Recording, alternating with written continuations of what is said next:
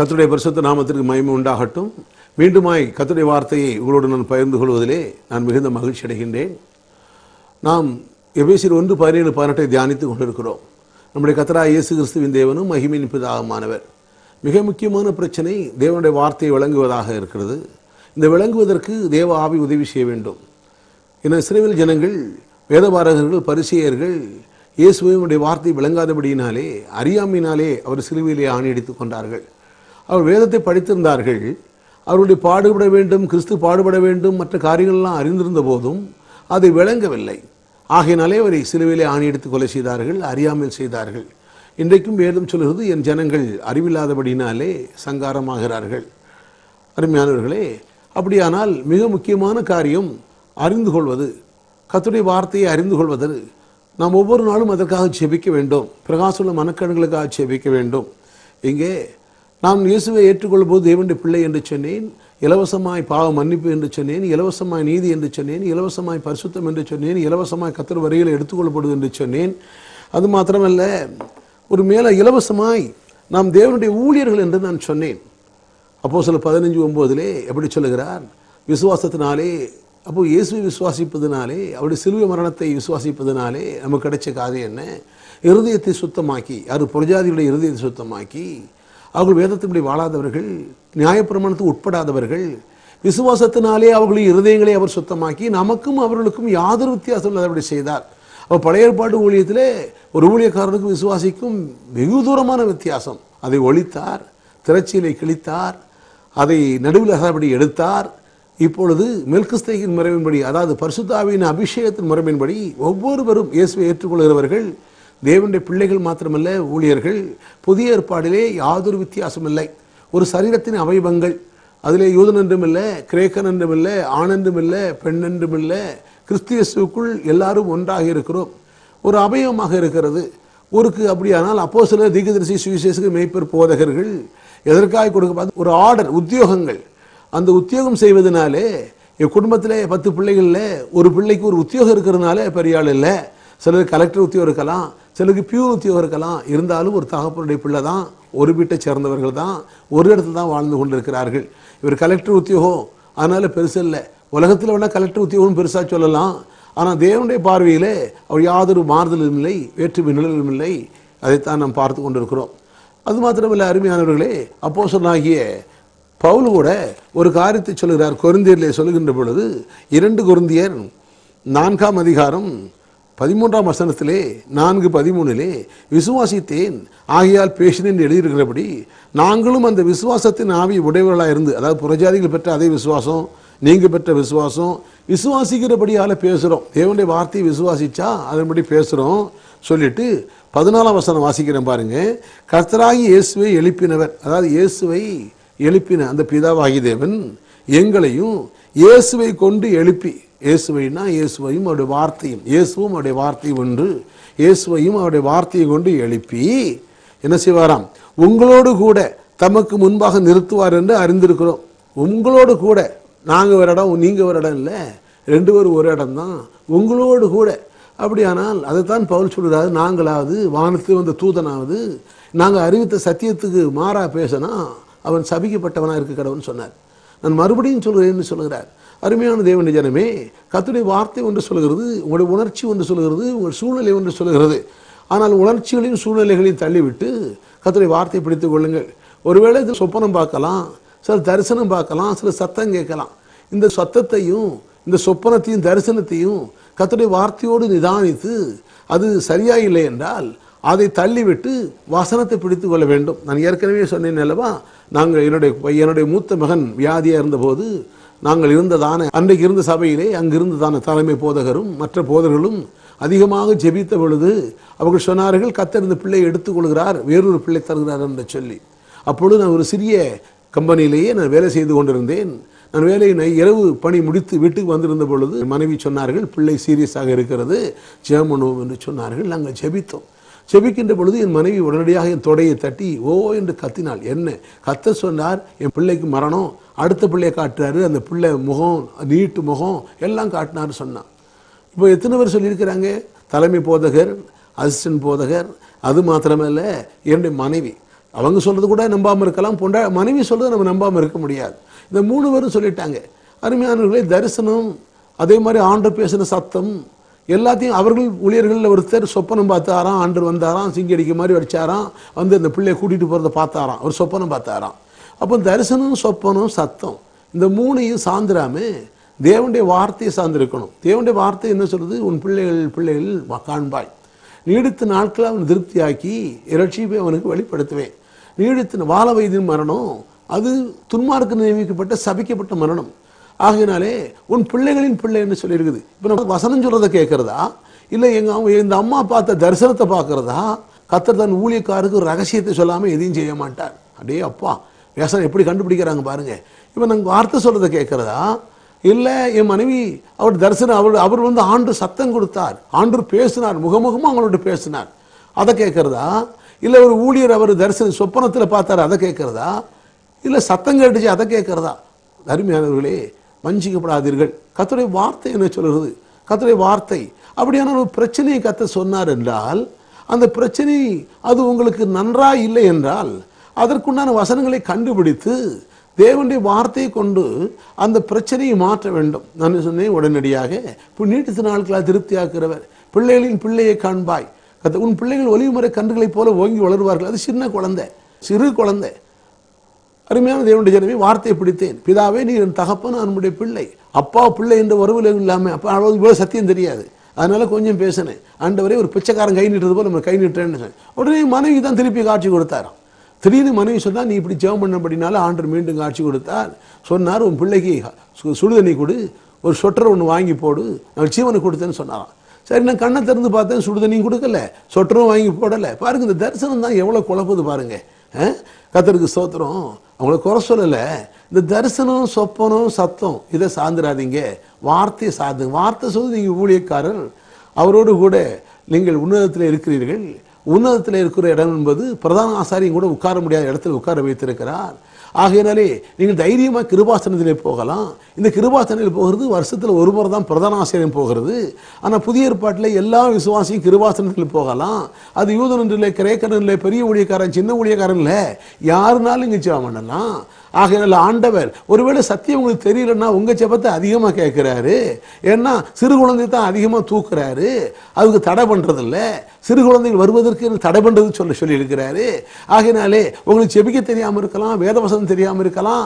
நீங்கள் உங்கள் தகப்பனிடத்தில் உங்கள் சொந்த மொழியில் ஆண்டவர் பேசி ஆண்டு இருக்கிறார், உங்களை அருகில் இருக்கிறார் நம்பி நீங்கள் விசுவாசித்து நீங்கள் ஜெபம் பண்ணினா 100% உங்களுக்கு ரிசல்ட் கிடைக்கும். அல்லேலூயா. கடைசியில் அந்த பிள்ளை பாருங்க, கண் திறந்து பார்த்தா நான் சொட்டரும் கொடுக்கல, காற்று ஒன்றும் கொடுக்கல. இன்னைக்கு நல்லா இருந்து அந்த வியாதியெல்லாம் இல்லாமல் இன்னைக்கு திருமணமாகி பிள்ளையும் பார்த்து கர்த்தருடைய ஊழியத்தை செய்கிறான். அருமையாக நல்ல பிஸ்னஸ் பண்ணுறான், கர்த்தருடைய வேலையை செய்கிறான். அருமையாக நீங்கள் சந்தேகம் கேட்டால், வசனத்தை ஏதாவது சந்தேகம் கேட்டால், பிரச்சனையை சொன்னால் அந்த பிரச்சனை தேவ வசனத்தை கொண்டு எப்படி சரி பண்ணி சொல்லி கொடுப்பான். அது உங்களை ஜெபம் பண்ணி கற்றுக் கொடுப்பான். ஏன்னா நாங்கள் இதைத்தான் நாங்கள் விரும்புகிறோம். மக்களை எங்கள் பக்கம் இழுக்கிறது இல்லை, தேவன் பக்கம் நடத்துகிறோம், வார்த்தை பக்கம் நடத்துகிறோம். கர்த்தருக்கு ஸ்தோத்திரம். அதனால இங்கே பவுல் என்ன சொல்றாரு? எங்களையும் உங்களோட கூட நிறுத்துவார் என்று அறிந்திருக்கிறோம். சரி, இன்னும் சில நேற்று நான் அன்னகரை குறித்து நாம் பார்த்தோம். இந்த அன்னகருக்கு மேலான இடம் அப்படி எல்லாம் கிடையாது அருமையானவர்களே, அதைத்தான் பார்க்குறோம். அன்னகர்னு ஏன் சொன்னாருன்னா, அன்னகராக இருப்பது தேவனுடைய சித்தம் இல்லை, பரலோகராஜ்ய நிமித்தம் தன்னை அன்னராக்கணுங்கிறது கர்த்தர் அவசியமும் இல்லை. அன்னகராக இருக்கு பரலோகராஜ்யத்துக்கு போகணுன்னா கர்த்தருக்கு ஸ்தோத்திரம், கர்த்தராக இயேசு கிறிஸ்துவை விசுவாசிக்கணும். இயேசுவை ஏற்றுக்கிட்டா பரலோகராஜ்யத்துக்கு போகலாம். கல்லன் சிலுவையில் தொங்குனா கடைசி நேரத்தில் ஆண்டவரே நினைச்சிடம்னா இன்றைக்கு என்னோட கூட பரதேசில் இருப்பேன்னு சொன்னார். இப்போ அந்த பரதேசி பரலோகம் இதெல்லாம் பற்றி ஆராய்ச்சி பண்ணிட்டு இருக்க வேண்டியதில்லை.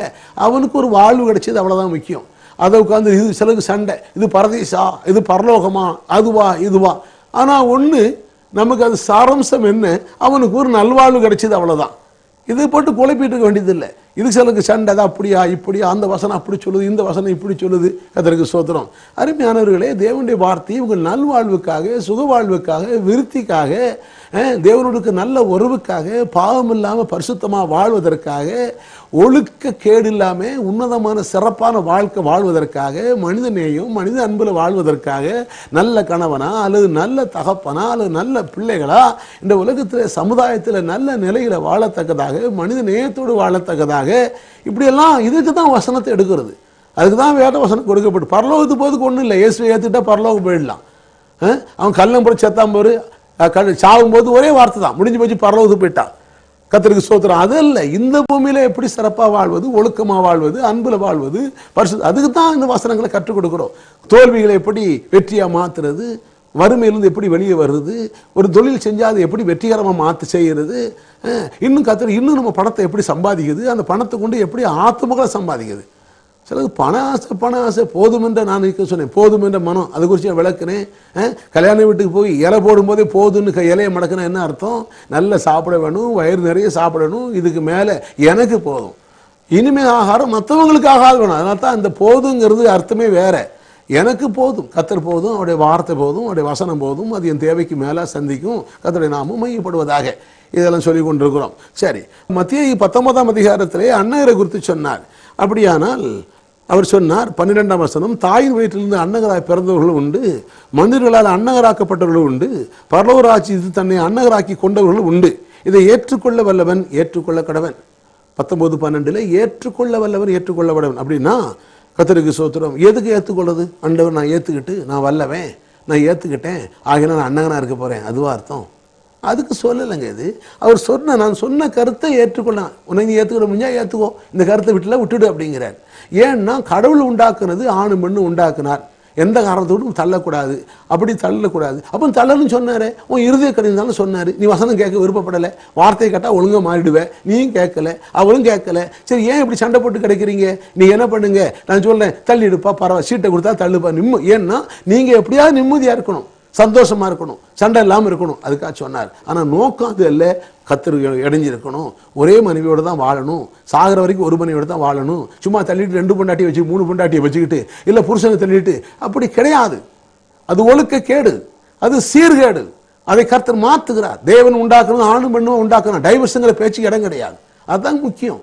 அவர் சொன்ன கருத்தின் மிக முக்கியம் அதுதான். அப்போ இந்த அன்னைக்கு இருந்த கலாச்சாரத்தில் வாழ்ந்த மக்கள் ஏன் சாகிற வரைக்கும் ஒரு பொண்டாட்டியோட வாழணுமா? அப்படின்னா கல்யாணமே தேவையில்லை. அதுக்கு தான் சொல்லுவாரு, இது எல்லாராலும் முடியாதுப்பா. நீ சொல்லலாம், மனுஷனுக்கு உணர்ச்சின்னு ஒன்று இருக்குது, பசின்னு ஒன்று இருக்குது, தாகம்னு ஒன்று இருக்குது, செக்ஸ்ன்னு ஒன்று இருக்குது. கர்த்தருக்கு ஸ்தோத்திரம், அது இருக்குது. அது சரியான இடத்துல பயன்படுத்துகிறோம். இருக்கிறீங்களா? பசி உணர்ச்சியே இல்லை பிரதர், இல்லைங்க, கடவுள் கொடுத்த நியாயமான உணர்ச்சி. இந்த உலகத்தில் நியாயமான உணர்ச்சி இருக்குது. இப்போ எனக்கு உணர்ச்சியே இல்லைன்னா என்ன இருக்கும்? என் பின்னால் ஏதாவது தீ பிடிச்சா தெரியாது. அதனால் கர்த்தருக்கு உணர்ச்சி கொடுத்துருக்கிறார். அப்போ தேவன் ஒவ்வொரு உணர்ச்சிகளையும் நல்லதுன்னு கண்டு கொடுத்துருக்கிறார். பசிங்கிற உணவு நல்லது, அதுக்காக பசிக்கிறது திருடி சாப்பிடக்கூடாது, அது சரியான இடத்துல. அதனால தான் உன் இளவயது மனைவியோடு மகிழ்ந்துருன்னு கர்த்தர் சொன்னார். உன் மனைவியோடு மகிழ்ந்துரு. எனக்கு அந்த பசி இருக்குன்னு சொல்லிட்டு தவறான வழியில் அந்த பசியை தீர்க்கலாமா, அந்த செக்ஸுக்கு வடிகால் தேடலாமா? அது பாவம். அதான் இச்சோடு செய்து பாவம். ஆண்டவர் ரொம்ப அருமையான காரியங்களை சொல்லிக் கொடுக்குறார். அருமையானவர்களே, இப்போ இங்கே சொல்றது, சொல்லுங்க, உணர்ச்சிகள் நல்லது, பசி நல்லது. சில பசி வந்தோடனே தொலைச்சிருவாங்கிறாங்க, தொலைக்க கூடாதுங்க. பசி வந்த உடனே சொல்லுது, இப்போ உடம்புக்கு சாப்பாடு தேவை, ஆகாரம் தேவை, ஒழுங்காக சாப்பிடணும். அதை விட்டு ஒழுங்காக சாப்பிடாம அதுக்கப்புறம் ஆண்டவரே ஆண்டவரே ஏன் ஆண்டவரே, ஒழுங்காக சாப்பிடணும், நேரத்துக்கு சாப்பிடணும், நல்லா சாப்பிடணும், கதிருக்கு வயிற்றில் கொட்டிக்க கூடாது, பார்த்து ரசித்து ருசிச்சு சாப்பிடணும். சும்மா அதான் சொல்லாங்க, மென்று சாப்பிடணுமா இல்லையா? அதான் எதேன் தோட்டத்தில் ஆண்டவர் கூட உண்டாக்கும் போது எப்படி உண்டாக்குனாரா மனிதனுக்கு? பார்வைக்கு இன்பமும் புசிப்புக்கு நலமும். அந்த அப்படிப்பட்ட கனியை உண்டாக்குனார். அப்புறம் ஜீவ விருட்சத்தின் கனி, அப்புறம் நன்மதியும் அறிய விருட்சத்தின் கனி, அது குறித்து பின்னால் பேசுகிறேன். ஆனால் அது ஒரு காரியம் என்ன தெரியுமா? பார்வைக்கு இன்பமும் பசுப்புக்கு நல்லது. பார்த்து ஏதோ வாயில் கொட்டிக்கிறது இல்லை, வயிறு தானே ரம்பணும், ஏதாவது குப்பை தொட்டி போல கொட்டுறது இல்லை. பார்வைக்கு இன்பமும் பார்த்து ரசித்து ருசித்து நல்ல சாப்பிடணுமா. கர்த்தருக்கு ஸ்தோத்திரம். சரி, அங்கே என்ன சொல்றாருன்னா பார்த்தீங்கன்னா, அப்போ நம்முடைய வாழ்க்கை ரொம்ப முக்கியம். நம்முடைய நல்வாழ்வில் தேவனுக்கு ஏராளமான கரிசனை உண்டு. அருமையானவர்களே, நீங்கள் தேவனுடைய பிள்ளைகள், உங்களுக்காக இயேசு மரித்தார், நீங்கள் இரத்தத்தால் மீட்கப்பட்டவர்கள், நீங்கள் தேவனுடைய உயிருக்கு சமமானவர்கள். ஒரு தட்டில் இயேசு, ஒரு தட்டில் நீங்கள் என்ன சமம். ஆனால் தான் நீங்கள் ஊழியர்கள் சொன்னேன். கர்த்தருடைய ஊழியத்தை செய்கிற யாரோ ஒருத்தர் செய்கிறாரு சொல்லிட்டு உங்கள் தாழ்ந்து புதைச்சி வச்சிங்க அப்படின்னா, உங்கள் பணத்தை கூட நீங்கள் செய்யலைன்னா அவர் செய்வார், இவர் செய்வார், அவர் பார்த்து இவர் பார்த்தாருன்னா நிச்சயமாக நீங்கள் ஏமாந்திருக்கிறீர்கள், நீங்கள் அறியாமல் இருக்கிறீர்கள். அருமையானவர்களே, நீங்கள் ஊழியர்கள் என்பதை மறந்து விடாதீர்கள். உங்களுக்கு கிடைச்ச ஒரு தாளம் தான் இருக்கும். அது கர்த்தருக்கு ஸ்தோத்திரம். இயேசு நல்லவர் என்று சொல்ல பாருங்கள். ஒரு மக்கள் எப்படி அது சமயம் கிடைத்தாலும் கிடைக்காவிட்டாலும் உங்க பணத்தை கொண்டு இல்லை என்னுடைய கேசட்டில் வாங்கி எல்லாருக்கும் கொடுத்து, அருமையானவர்களே, இது ஒரு ஊழியமா செய்யுங்கள். எப்படியாவது நோக்கம் என்ன? மக்கள் வாழ வேண்டும். தேவனுடைய ஜீவன் வந்து அங்கு பாவத்துக்கு இடமில்லை, அந்த குடும்பங்களில் பிரிவினைக்கு இடமில்லை, அந்த குடும்பத்தில் குழப்பத்துக்கு தரித்திரத்துக்கு இடமில்லை. இது தொடர்ந்து கேளுங்க, உங்க வாழ்க்கை பொற்காலமாய் மாறும். சரி, அப்படியானால் நீங்க என்ன சொன்னார்? அன்னகனா இருக்கணும். அப்போ அன்னகனாக இருந்தால் மேன்மை கிடையாது. பரலோகராஜ்யத்துக்கு போகிறதுனால அன்னகராகணும் அவசியமே கிடையாது. கர்த்தருடைய நோக்கம் நீ சந்ததியை பெற வேண்டும், ஒரு பரிசுத்த சந்ததியை பெற வேண்டும். அதுக்கு தான் இவன் அன்னகனாக ஆதாம ஏதேன் தோட்டத்தில் அன்னகனா வைக்கிற. அவன் அன்னகனா இருந்தான், தேவனோடு உறவாடி கொண்டிருந்தான். அது திருப்தி இல்லை. அதனால தான் அவனுக்கு ஒரு ஏற்ற துணையை உண்டாக்கி கொடுறார். என்ன துணை? அவன் தனிமையாக இருப்பது நல்லதல்ல, அவனுக்கு ஒரு துணையை உண்டாக்கினார். ஒரு பரிசுத்த சந்ததியை உருவாக்குறதுக்காக அவனுக்கு ஒரு செக்ஸை வைத்தார்.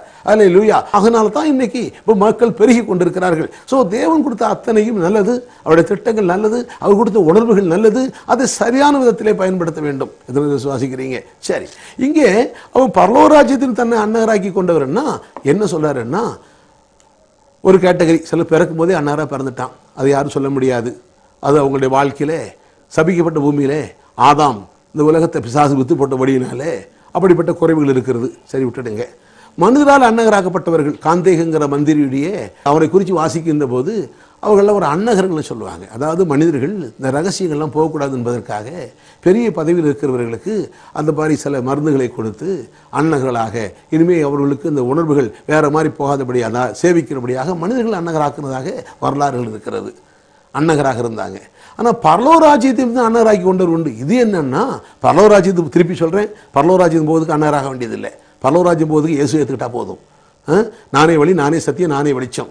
அப்போ பரலோகராஜ்யத்தை அன்னகராக்கி கொண்டவர்களும் உண்டு. அப்படின்னா என்னன்னா, சில குடும்பத்தில் இயேசுவை ஏற்றுக்கிடுவாங்க. ஐயா நான் இயேசுவை ஏற்றுக்கிட்டேன் அப்படின்னா இன்னொன்று கல்யாணம் கிடையாது, சொத்து கிடையாது, என் வீட்டை மூஞ்சில் முடிக்காத ஓடிப்போ. அப்படிப்பட்டதான காலகட்டம் 1ஆம் நூற்றாண்டிலே இருந்தது. இயேசுவை நீ ஆண்டவராக ரட்சகராக ஏற்றுக்கிட்டேன்னா அவ்வளவுதான். அவர்கள் கொலை செய்யப்பட்டார்கள், அவர்கள் சித்திரவதைக்கு ஆளானார்கள், அவர்களுடைய உடைமைகள் பறிக்கப்பட்டன. 1ஆம் நூற்றாண்டிலே கஷ்டப்பட்டார்கள், மரத்திலே கட்டி வைத்து குங்கிலித்து தடவி உயிரோடு எரிக்கப்பட்டார்கள். இப்படிப்பட்ட காலகட்டத்தில் வாழ்ந்த மக்களுக்கு அது பொருந்தும். உங்களுக்கு எனக்கு அது ஏன் பொருந்த போது? ஜனநாயக நாட்டில் வாழ்கிறோம், ஒரு குறைவு இல்லாமல் வாழ்கிறோம். நம்ம ஏன் நீங்கள் அன்னராக இருக்கணும்? பரலோகராஜ்யத்துக்கு அன்னராக போறீங்களா? அப்படிப்பட்ட காலகட்டம் வாழ்ந்தவர்கள் எனக்கு நீ இயேசு ஏத்துட்டா உனக்கு கல்யாணம் கிடையாது, சொத்து கிடையாது, சுகம் கிடையாது, பரவாயில்ல, எனக்கு எது கிடைக்காட்டாலும் பரவாயில்ல, எனக்கு கல்யாணம் ஆகணும் பரவாயில்ல, எனக்கு பரலோகம் இயேசு எனக்கு முக்கியம். பரலோக ராஜ்யம்னா பரலோகம் இல்லைங்க, இயேசு வந்தா பரலோக ராஜ்யம் உள்ள வந்துச்சுன்னு அர்த்தம். இயேசு எனக்கு முக்கியம், இயேசுவுக்காக என் இதயத்தை முழுவதும் நான் அர்ப்பணிக்கிறேன், இயேசுதான் எனக்கு ஜீவன், இயேசுதான் எனக்கு வழி என்று அவர் மேல கொண்ட அன்பினாலே, அவர் மேல கொண்ட நேசத்தினாலே, அவர் மேல கொண்ட பிரியத்தினாலே பரவாயில்ல எது இருந்தாலும் பரவாயில்லை சொல்லி அவரோட வருகிறோம். இப்படி சிலர் உண்டு, ஒரு சிலர் வாழ்ந்திருக்கிறார்கள். எத்தனையோ மக்கள் தேவன் மேல கொண்ட அன்பினாலே எனக்கு திருமணம் இல்லை என்று சொல்லி போனார். சிலருக்கு என்ன, சிலருக்கு நீ ஆணுகிட்ட போனதுனால திருமணமே பண்ணி வைக்காம மாப்பிள்ளையே கிடைக்காம அன்னகராக ஆண்களும் பெண்களும் மாறினது உண்டு. ஆகையினாலே பரலோக ராஜ்யத்துக்கு போவதற்கு அன்னகராக இருக்க வேண்டிய அவசியம் இல்லை. அதனால் அவங்களுக்கு மேன்மையான இடமும் இல்லை. ஆனால் ஒரு காரியம் தெரிந்து கொள்ள வேண்டும்.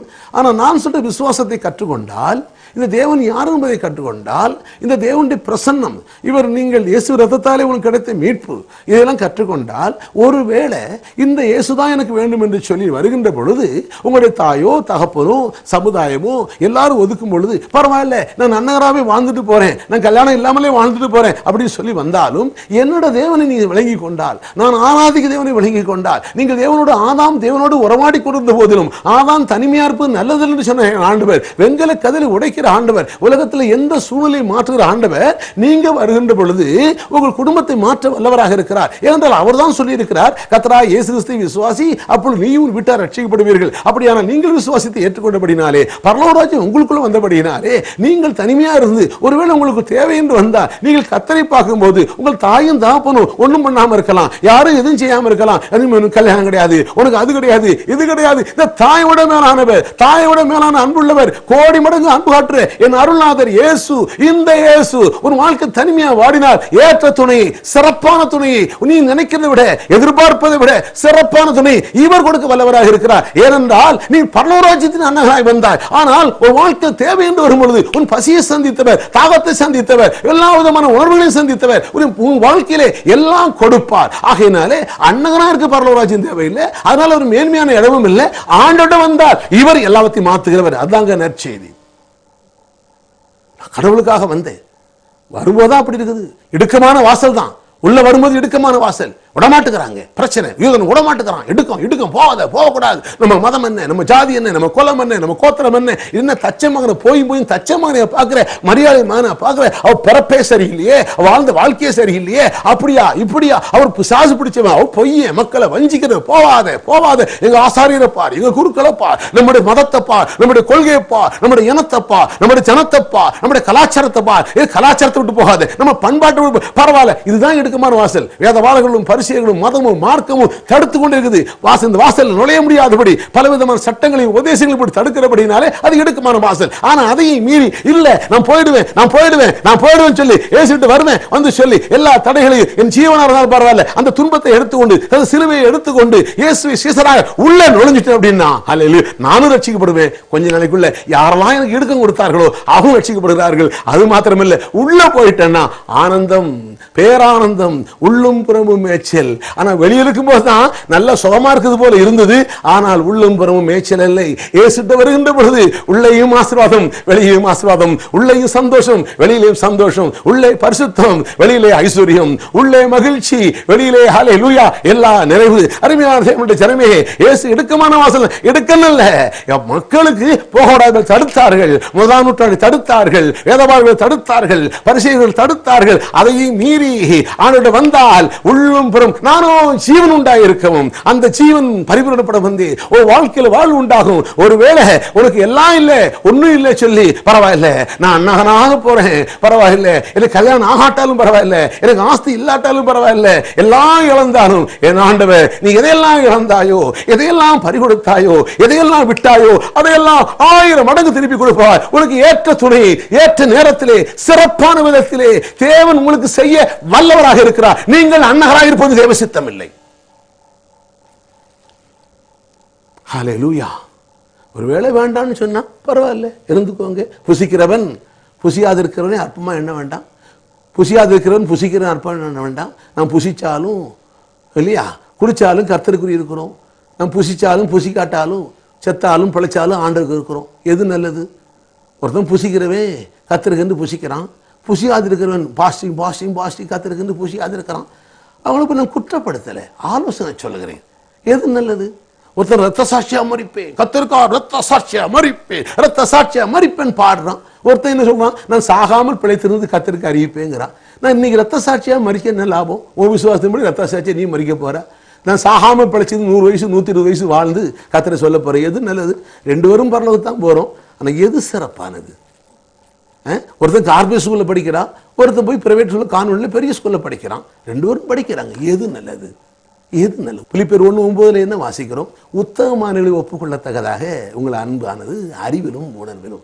நான் பேசுறது உத்தமமாக இருந்தா, திஸ் இஸ் பெட்டரா இருந்தா ஏன் ஏற்றுக்கொள்ளக்கூடாது? ஏன் ஒத்துக்கொள்ளக்கூடாது? அருமையான தேவனுடைய ஜனமே, ஏனென்றால் உங்கள் நல்வாழ்வில் உங்களுக்கு இருக்கிற அக்கறையை விட உங்கள் தேவனுக்கு கோடி மடங்கு அக்கறை உண்டு. உங்கள் தேவன் உங்களை நேசிக்கிறார். உங்களுக்காக ஒரு ஜீவனை கொடுத்தாரே, உங்களை தன் ரத்தத்தினாலே மீட்டாரே. நீ சாதாரணமானவனா? நீ ராஜகுமாரனாச்சே, நீ ராஜகுமாரத்தி ஆச்சே, நீ தேவனுடைய பிள்ளையாச்சே, நீ ராஜவம்சத்தை சேர்ந்தவனாச்சே. தேவனுடைய பிள்ளை யாரு? தேவன் எந்த வம்சம்? தேவன் ராஜாதி ராஜா, அவருடைய வம்சமாச்சே. ஆகையினால் நீங்க ஏன் உட்கார்ந்து தேவனை விசுவாசிக்காம நான் ரொம்ப தாழ்ந்தவன், நான் ஒண்ணு இல்லை, நான் சமுதாயத்தில் பின்தங்கினவன், எனக்கு அந்த உதவி இந்த உதவி, எனக்கு ஒத்தாசை வரும் பர்வதம் என்று இயேசு விசுவாசிக்க முடியலையா? நீங்க அநேகரை தூக்க வேண்டியவர்கள் அல்லவா? நீங்களே போய் தாழ்வு மனப்பான்மையோடு குற்ற உணர்வோடு போய் தேட வேண்டுமா? சர்டிபிகேட்டை தேடி வச்சுக்கிட்டு எனக்கு அந்த பிள்ளை போட்டு போராடி கொண்டு இருக்கணுமா? நீ விசுவாசித்தால் நீங்க மற்றவர்களை தூக்குறவங்களா இருப்பீங்க. அல்லேலூயா. உங்கள் தேவன் திட்டத்தின் தேவன், உங்கள் தேவன் ஐடியாக்களின் தேவன். நீங்கள் ஊழியர்கள் சாதாரண ஆட்கள் அல்ல, தேவனுடைய ஊழியர்கள், கனம் பெற்றவர்கள். ஹல்லேலூயா. நீங்க தேவனுடைய ஸ்தானாதிபதிகள், மிக உயர்ந்தவர்கள். தாழ்வு மனப்பான்மைக்கு இடம் கொடுக்க வேண்டாம், உங்களை நீங்களே ஆக்கினைக்குள்ள தீர்க்க வேண்டாம், குற்ற உணர்வுக்கு இடம் கொடுக்க வேண்டாம். இயேசுவின் நாமத்திலே வெளியே வாருங்கள். ஜெபிக்கிறேன். அன்பான பிதாவே, இயேசுவின் நாமத்திலே துதிக்கிறோம். உடைய பிள்ளைகளுக்கு வசந்து சொன்னேன். ஆண்டவரே, பரலோராஜ்ய நிமித்தம் அன்னகராக்கி கொண்டவர்கள் உண்டு. ஆண்டவரே, ஒரு காலகட்டத்தில் அப்படி வாழ்ந்தது உண்டு. ஆனால் இன்று என் தேவனே, நீர் பரலோக ராஜ்யம் இயேசு கிறிஸ்து மூலமாக இந்த பூமிக்கு வந்தது. ஆண்டவரே, இவனுடைய குமாரன் இயேசு விசுவாசிக்கின்ற பொழுது ஆண்டவரே, தேவனுடைய ராஜ்யம் புசிப்பும் குடிப்பும் அல்ல, அது நீதியும் சமாதானமும் பரிசுத்தாவினுடைய சந்தோஷம் என்று சொல்கிறது. தேவனுடைய ராஜ்யம் ரட்சிக்கப்படுகின்ற பொழுது, பரிசுத்தாவி வருகின்ற பொழுது, வேத வசந்தம் நிரப்பப்படுகின்ற பொழுது ஆண்டவரே, எல்லா நிறைவும் அவருடைய வாழ்க்கையில் இருக்கிறதே. உடைய பிள்ளைகள் விளங்கி நீங்கி ஒரு குறைவில்லாதபடி எல்லா நிறைவும் பெற்று ஆண்டவரே எந்தெந்த இடத்துல ஆண்டவரே ஒருவேளை பட்டமரமாய் காணப்பட்டா, ஆண்டவரே அன்னகரை போல காணப்பட்டா, ஆண்டவரே மலரை போல காணப்பட்டா, என் தேவனே கர்த்தருடைய வார்த்தையை கேட்டு உன் தேசத்திலே ஆணிலாகிலும் பெண்ணிலாகிலும் ஆணிலாகிலும் பெண்ணிலாகிலும் மிருக ஜீவன்களிலாலும் மலடு என்பது இருப்பதில்லை என்று சொன்னீரே ஆண்டவரே. வாழ்க்கையில் மலடு இருக்க வேண்டாம் ஆண்டவரே, எழுத்தின்படி மலடு இருக்க வேண்டாம் ஆண்டவரே, வியாபாரத்தில் மலடு இருக்க வேண்டாம், குறைவுகள் இருக்க வேண்டாம். என் தேவனே கர்த்தருடைய வார்த்தையை அறிவிக்கிறேன். இந்த வார்த்தை பரிசுத்த ஆவியானவர் உள்ளத்தில் ஆழத்தில் கொண்டு செல்வார்களாக. இயேசுவின் நாமத்திலே எல்லா மலட்டுத்தன்மையில் இருந்தும் எல்லா விதமான குறைவில் இருந்தும் எல்லா விதமான நிலையில் இருந்தும் வெளியே வருவார்களாக. இயேசு கிறிஸ்துவின் நாமத்திலே இவர்கள் அன்னர்கள் அல்ல, தேவனால் ஆசீர்வதிக்கப்பட்டவர்கள். பரலோக ராஜ்யம் இவர்களுக்குள் இருக்கிறது, தேவ ராஜ்யம் இவர்களுக்குள் விளங்குவார்களாக. தேவ ஆவியானவர் விளங்க வைப்பீராக, புரிய வைப்பீராக. இயேசு கிறிஸ்துவின் நாமத்திலே பிரகாசமான மனக்கண்கள் உண்டாவதாக ஆசீர்வதிக்கிறோம். இயேசுவின் நாமத்தில் ஆமென். நாளை சந்திப்போமா?